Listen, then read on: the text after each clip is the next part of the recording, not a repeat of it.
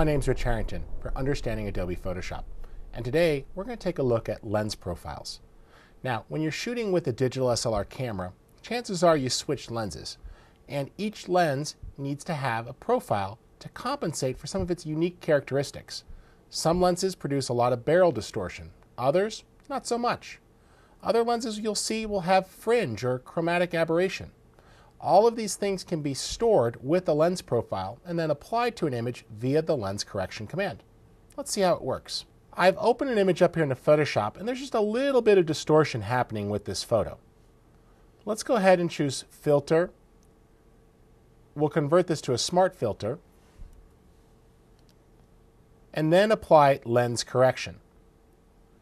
Now, the reason we converted it to a Smart Object first was so we had greater flexibility. You can apply lens correction to any image, but there's a good chance you're going to go back and tweak it as you work with the image. So this gives you added flexibility.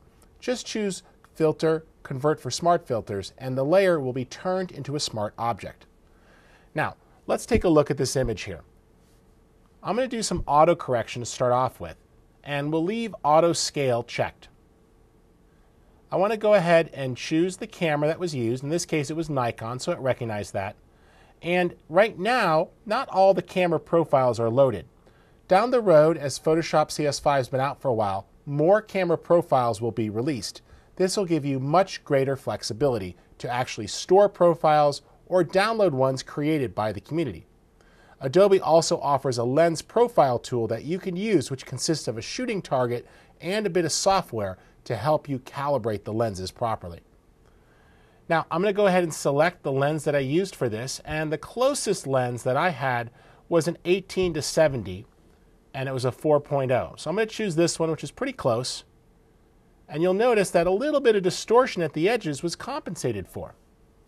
Let's uncheck that there, and you see that it's wrapping the image just a bit, and there's the edges there. It's actually bending the outside back to compensate for the lens distortion. So that was a very subtle but important adjustment. If you zoom in as well to 100%, it's a little easier to see. You can look for chromatic aberration, and this will help pick some of that up too. Now, this particular photo I'm shooting is a little bit of a high grain structure. I was shooting that way on purpose, but you'll see chromatic aberration occasionally, especially with cheaper lenses. This particular one doesn't really have it, so I'll uncheck it. That's looking pretty good. And I'm going to say, go ahead and show me the grid. Now, you've got this grid, and if you want to, you can move the image around or click here to actually drag and move the alignment grid and make sure your image stays aligned. If you need to, you can find a surface and drag along it to measure, and it will actually rotate the image to match. That's looking pretty good. I'm going to use that for a moment here. Let's zoom out.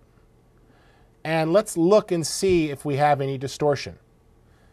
Now, that line is pretty straight. We can move the grid as we see fit. And what we're trying to do is just check this edge. If we zoom in there, it looks like the auto did it, but if it didn't, we can actually use this control here to remove distortion. And you drag slowly, and you'll see that it basically pulls the image, bulging it, to remove any sort of barrel distortion. Now, if I hold down, we can look at this, and that looks pretty straight to me. Let's go ahead and grab the straighten tool, and we'll just drag along this surface, which should match the horizon, and the photo goes back to being the proper angle. Zoom out a little bit here. That's looking good. Let's tweak that just a little. We can go ahead and bend that, and notice how the picture is essentially warping a bit to compensate for any barrel distortion caused by the lens. Remember, stick with the profiles as a starting point. If you need to, you can go over to the Custom tab and actually start to just use sliders as well, and those are another subtle way to fix it. You have control over vignette as well as the perspective, and this allows you to compensate for horizontal or vertical perspective as needed to fix the image. So if you're shooting from off center, you can take advantage of that and sort of get rid of some of the keystoning that might be caused by shooting off angle. So lens correction command, very useful. and going to continue to get more useful once it's out there in the wild with the Photoshop community.